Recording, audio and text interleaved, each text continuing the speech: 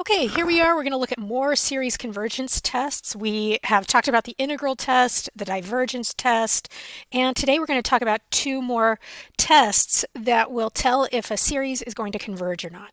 Two tests that we're going to look at are the direct comparison test and the limit comparison test. They're somewhat related, but one is more robust, so the limit comparison test covers a lot of more cases, but it's a little harder to administer that test. The direct comparison test, if you can use it, it's a little bit easier.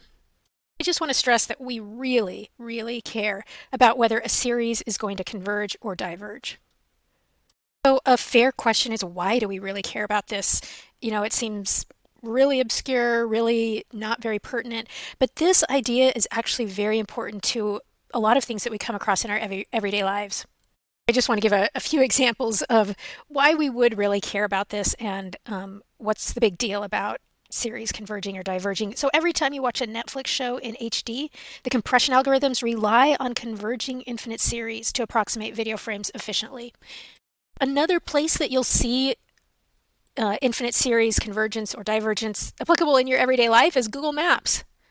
So in Google Maps or with Google Maps, the GPS satellites send signals that your phone processes using infinite series approximations. We're going to talk about this a little bit more in the weeks ahead. And something that we all can agree is very important medical technology. MRI scans of a brain, for example, rely on series convergence to get a clear and precise image for diagnosis. So we're going to, with these tests, there's just so many details, and it's easy to kind of get bogged down in just the minutia of these different convergence tests. But I guess I just hope that to stress that these really matter, and these infinite series and the ideas behind them are what's making the modern world, all of these conveniences for us comes from these mathematical ideas. I just want to refresh our brains and talk about a few ideas with infinite sequences, and really infinite series is where the meat of everything is at. Some things we already know. We've already talked about geometric series, and if that common ratio in absolute value is less than 1, it will converge the infinite series, and this is the number that it converges to. Another foundational infinite series that we've talked about are p-series. This is where you're summing up things of the form 1 over n to the p. So p is some fixed number, and it's the n that's indexing and going through different iterations. And this converges if p is greater than 1. Like we've looked at 1 over n squared does converge, but 1 over n does not converge.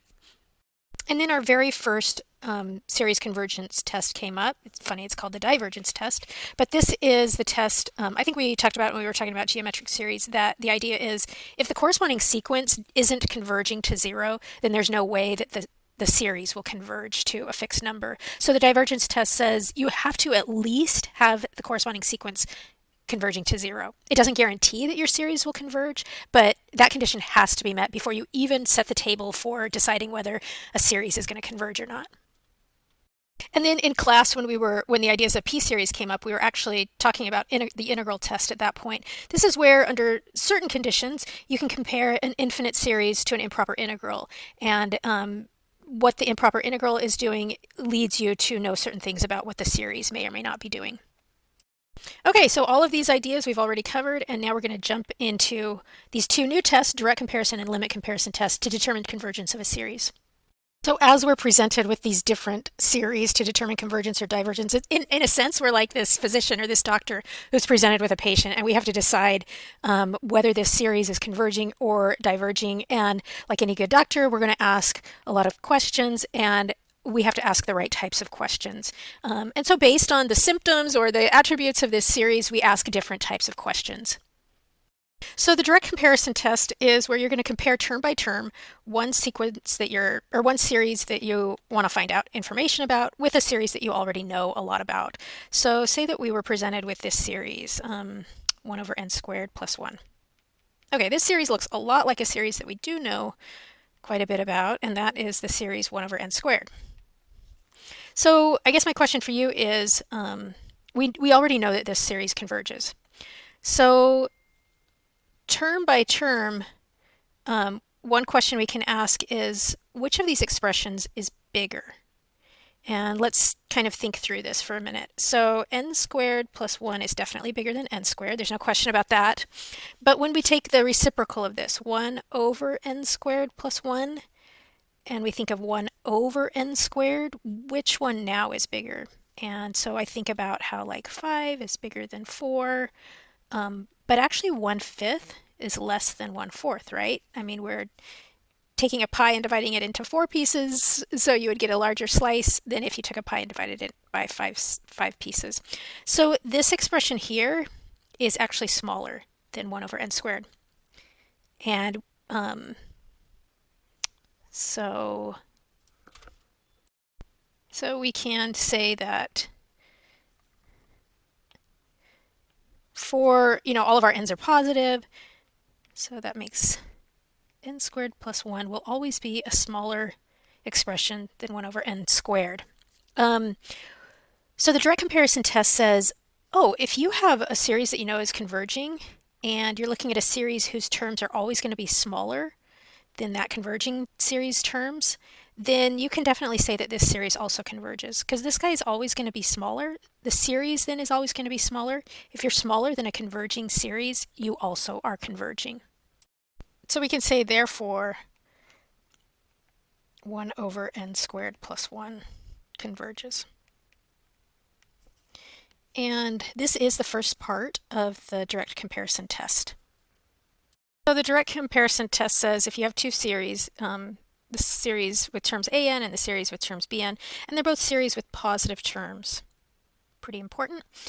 If the series of bn terms is convergent, so if this guy is convergent, and the series that you're interested in with the an's, each term is always less than or equal to each corresponding term in this known convergent series, then we can say that the series we're questioning also will be convergent. So this right here is an example of this case here. Because this converged, because each term in our mystery series was smaller than each term in the known series, we know that the whole series that we were questioning also does converge. It's always smaller. Okay, so a question that we could be asked is, does this series, the infinite series whose terms are 1 over n minus 1, converge or diverge? And I'm going to try to directly compare it to another series that I know about. This one looks a lot like 1 over n, and I know a lot about that series. So let's compare this guy, the one we're questioning, with the series 1 over n. And so we think about these terms 1 over n minus 1 and 1 over n. Which one would be bigger? Well, n minus 1 is definitely smaller than n, which means that 1 over n minus 1 will be bigger than 1 over n. This is like how 1/3 is bigger than 1/4. Okay, so each term by term for each n, this statement here is true.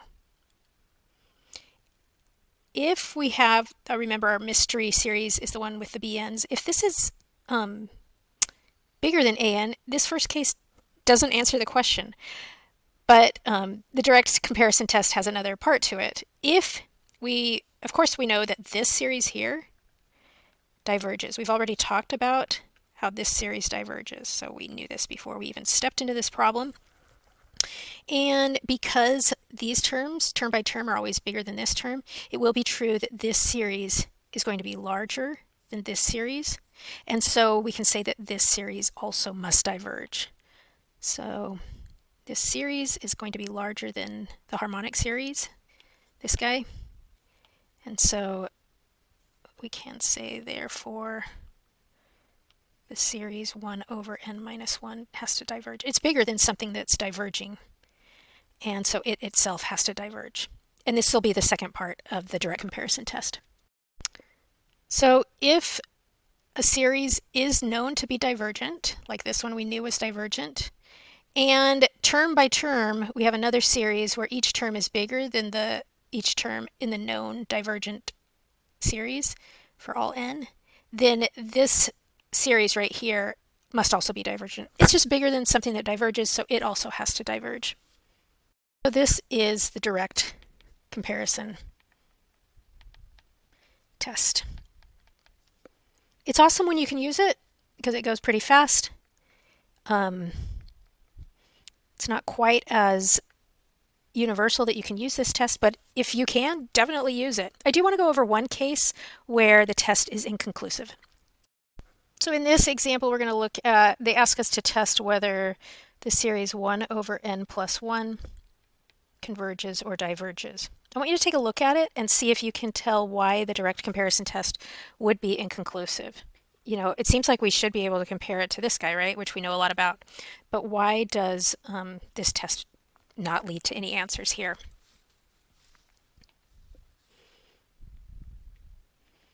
Of course, it lies in the fact that 1 over n plus 1 is smaller than 1 over n. So if we're trying to compare this series to this series, 1 over n, and we know that this diverges, and we know that this one, term by term, is smaller, you cannot say whether this one is going to diverge or converge. It could do either, really. And so, I mean, I will tell you this one actually does diverge, but the direct comparison test does not tell us that. This is something smaller than something that diverges, and just by logic, if something is smaller than a series that diverges, it could theoretically converge or diverge. So in this case, the test is inconclusive. It didn't really meet the prerequisites to even use this test, and so we can't use direct comparison in this case, unfortunately. Okay, so now we're going to talk about the limit comparison test. So instead of comparing, term by term, if everything's bigger or everything's smaller, we're going to look at the limit of a series that we're wondering about and a series that we know some things about. So they're different limits, and see. We're going to first look at an example, and then we'll talk about the general idea of the limit comparison test. And in this part, we're going to look at 4 examples.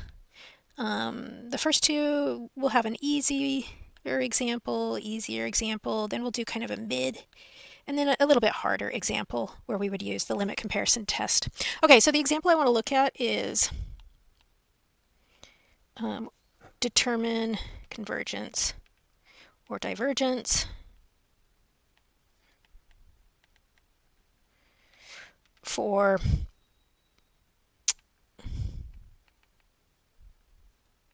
series 1 over n squared minus 1. Okay, so this is a series that we don't know if it converges or diverges, but it looks a lot like another series that we do know information about, and that would be the series 1 over n squared.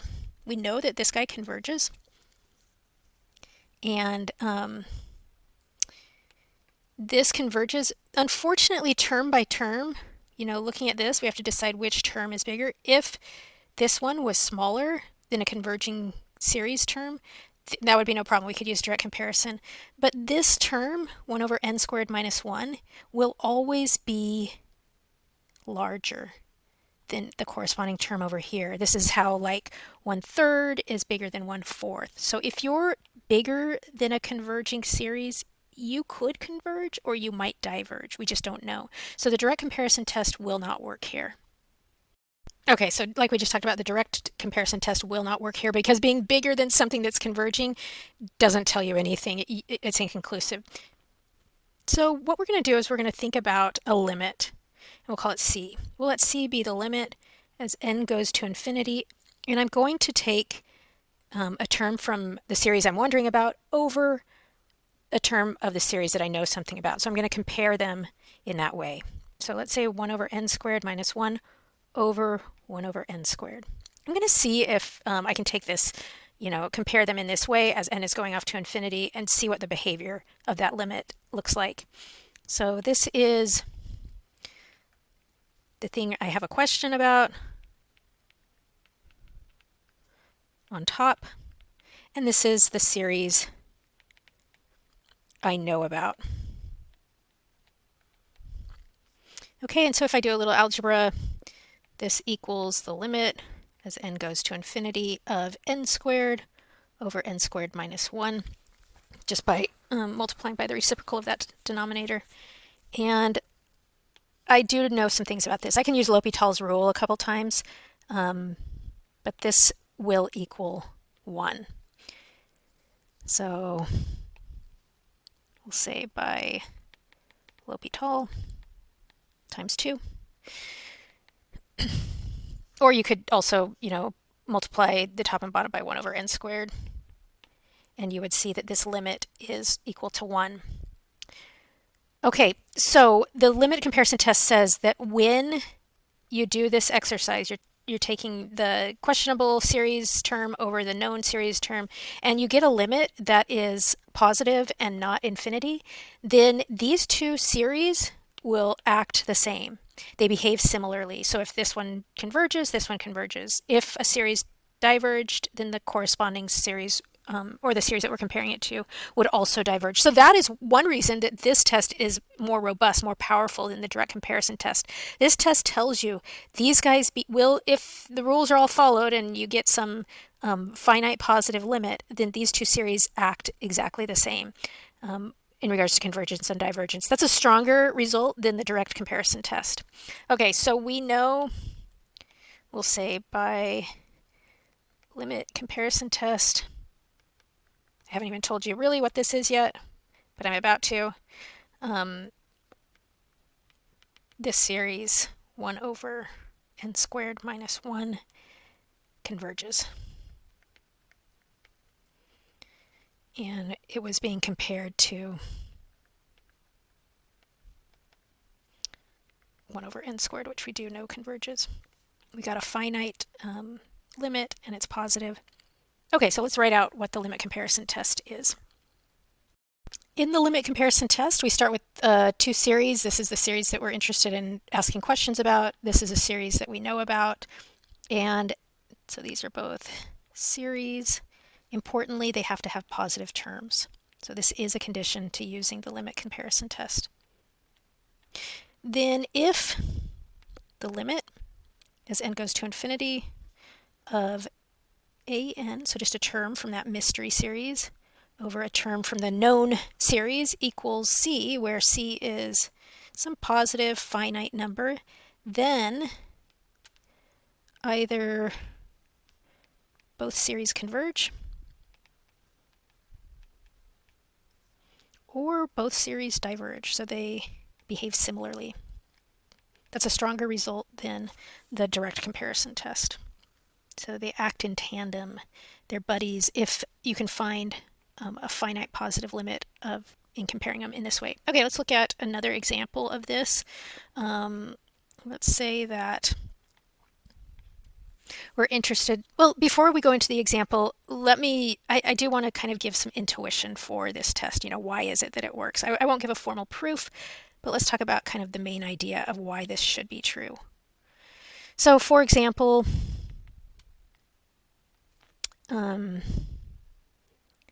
if we got a result where c equaled 3,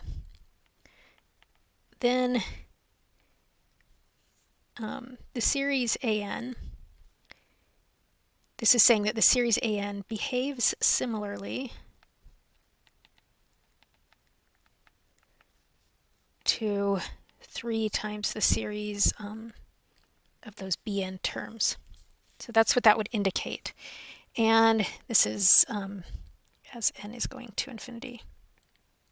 So it's not saying that the series will equal each other, but if this is finite, then, if this is converging, 3bn, well, if bn is converging, then definitely 3bn, which is essentially what an acts like as it gets larger and larger, that would also converge. And if bn is diverging, then 3 times bn, which is how the series an is behaving, would definitely also diverge. So this fact that you can get a finite limit on this comparison is a very strong tie between these two series. They really are like lockstep. They're not the exact same result. They won't maybe have the same, sum that the series sum to, usually not, but they're behaving very similarly, so similarly that we can say that both series either converge or both series diverge. Okay, let's go into our example. So we were going to look at, let's say we want to determine if the series 4 over n plus 1 converges or diverges. And just off the bat, this kind of looks to me a lot like the series, the harmonic series. So if I said n equals 1 to infinity of 4 over n plus 1, I'm going to sort of compare it to 1 over n. How do I pick what I'm going to compare it to? Well, this is like, the 4 is no big deal. You could actually just take that out front. And 1 over n plus 1 is behaving a lot like this one. So algebraically, they look pretty similar. And so that's why I chose this guy. I do know that this diverges. So if we can take this limit and we get a finite limit that's positive, I'll know that this one is also diverging.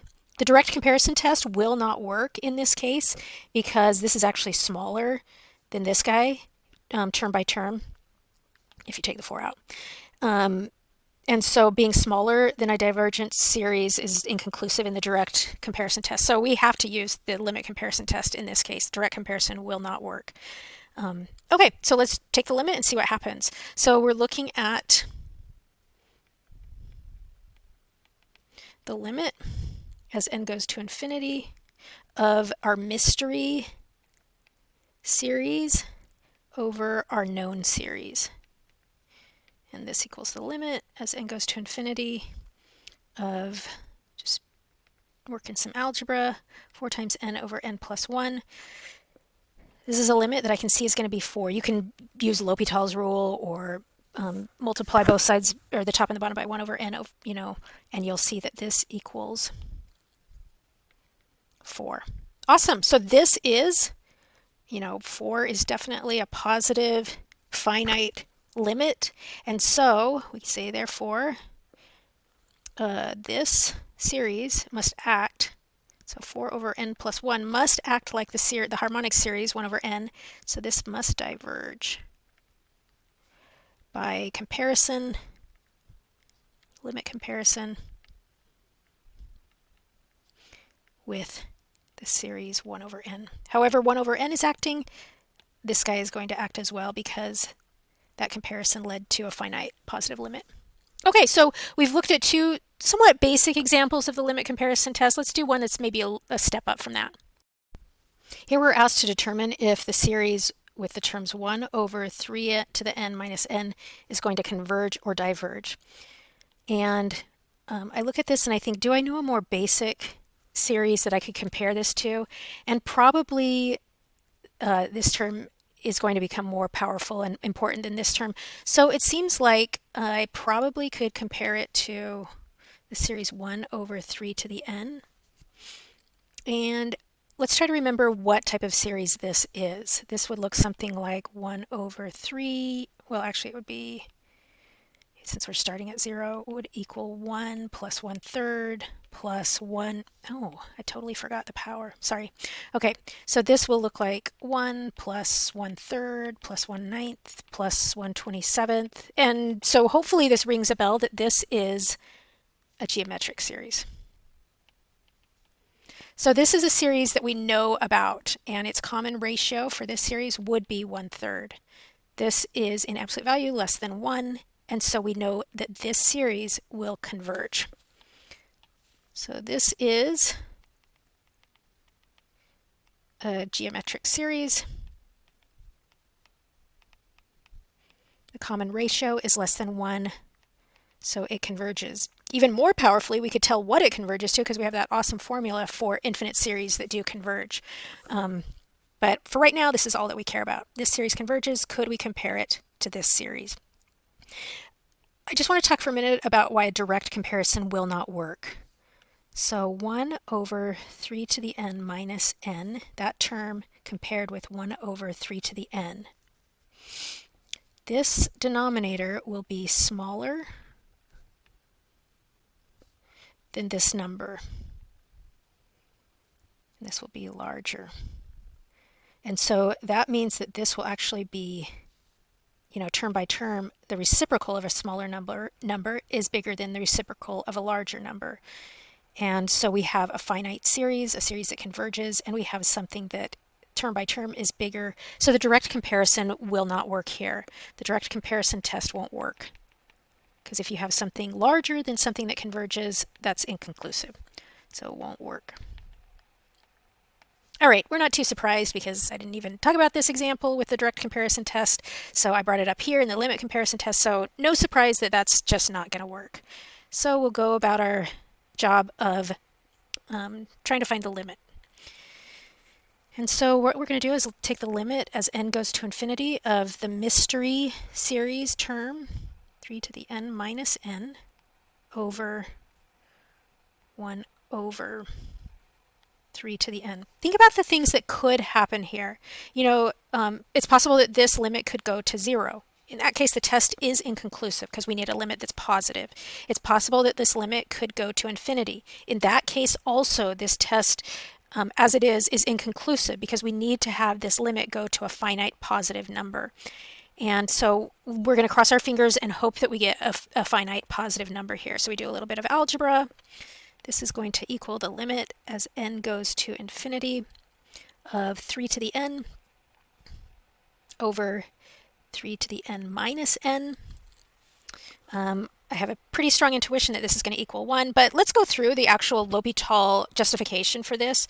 So by L'Hopital's rule, I'll just put a little h saying that, remember that L'Hopital says that if you have, you're trying to take the limit of something that's going to infinity over something that's going to infinity, this is an indeterminate form, so you really have to justify that this is going to go to 1. And one way to justify that is you're allowed to take the derivative of this over the derivative of this and see if that leads to a limit that you can evaluate. If it doesn't, you can actually keep going and keep taking derivatives until you do. So let's take the derivative of the top. The derivative of the top will be natural log of 3 times 3 to the n. The derivative of the bottom will be natural log of 3 times 3 to the n minus 1.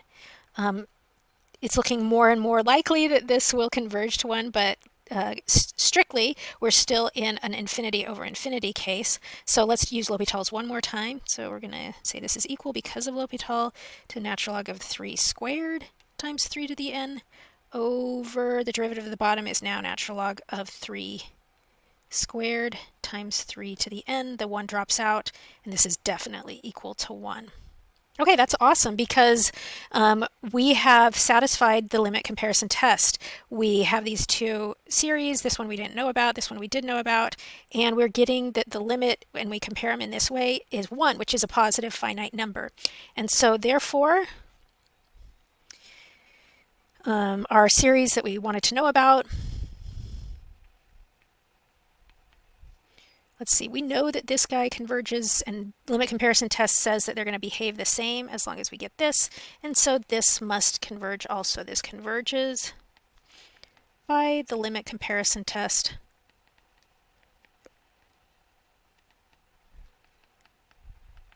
And we compared it with 1 over 3 to the n, which definitely converges. So this is how we would write our solution to this question. We really have to justify why it converges. It's not enough to just say it converges, and we would need to kind of show the work to prove that this limit is a finite positive number. So here's our last example using the limit comparison test. Determine if the following converges or diverges. And we have this fairly complicated looking series. So I guess one question we start with is, what should we even compare it to? This is a pretty valid question. In the previous 3 examples, it wasn't too difficult to see what we wanted to compare it to. The first 2 examples, we compared to a different p series, and in the third example, we were comparing to a geometric series. As I look at this one, there's just this polynomial on the top, but then there's this root on the bottom, unfortunately. So we want to think what becomes dominant in both the top and the bottom. And as n is getting bigger and bigger, the dominant part of the numerator will definitely be that 4, will be the 4n squared. That dominates over just the n term, and the dominant part of the denominator will definitely be the cube root of n to the 7th. This will dominate over this guy. This just is much bigger as n gets larger. So I want to kind of concentrate on these guys. So we should, a good thing to try would be like 4n squared, dominant part of the numerator, over the dominant part of the denominator. And this is essentially 4n squared over n to the 7/3, which is like a 4 over, this is a 6/3, and n to the 6/3 over n to the 7/3 will give us n to the 1/3. Okay, so this is a p series that we can compare it to. The 4 is not really going to be consequential. We can just, it'll hang around, but this is comparable to a p series. So this is a p series with that power, p, equaling 1/3. And when p equals 1/3, that diverges. So it will diverge. Remember that p series only converge if this power is larger than 1. And this is smaller than 1, so it's definitely going to, this whole thing will diverge. But this is the thing that we're going to compare the series that we have to decide about. We're going to compare it to this series. And I did choose it just based off the dominant parts of the series that we were looking at. Okay, so we're going to look at the limit as n goes to infinity of 4n squared plus n over the cube root of n to the 7th plus n to the 3rd. That's the mystery series, and I'm going to compare that to, we decided 4 over n to the 1/3. This really is, I'm just going to multiply by the reciprocal. So this is like multiplying by n to the 1/3 over 4. So doing a little bit of algebra to clean it up and see what's going on. I'm going to multiply that n to the 1/3 through. So we get 4n to the 2/3 plus n to the 4/3. No, I'm sorry, not 2/3. No. Exponent rules. When you're multiplying 4n squared by n to the 1/3, your n's, their powers have to be added up. So that's like 6/3 plus 1/3, 7/3. Plus n to the 3/3 times n to the 1/3 will be n to the 4/3. Okay, we're all good there. Slightly more complicated. No, so far we just have to multiply a 4 on the bottom. That's kind of nice. We still have this cube root that's going to need some dealing with. But okay, we're good there. Now we kind of have to finally deal with the cube root. So I'm going to say that this is equal to the limit as n goes to infinity of, let's just keep the numerator as it is, 4n to the 7/3 plus n to the 4/3. Now the denominator we're going to think of as the cube root. I'm actually going to factor out an n to the 7th. And then there's a 1 that's left here. And then there is a 1 over n to the 4th that's left where the n to the 3rd was.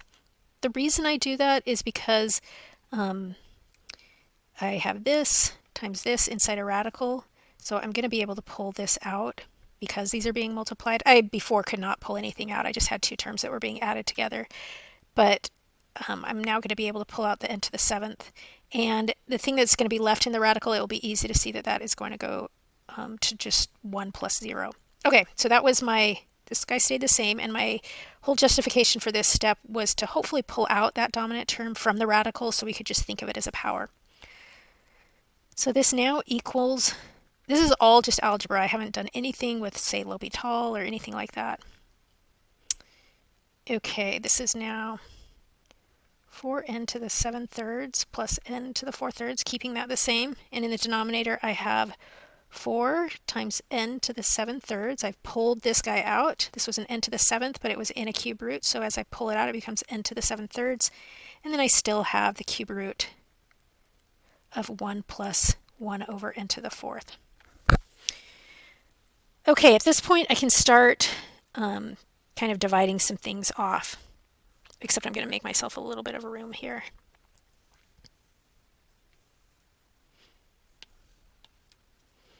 So now this equals the limit as n goes to infinity of 4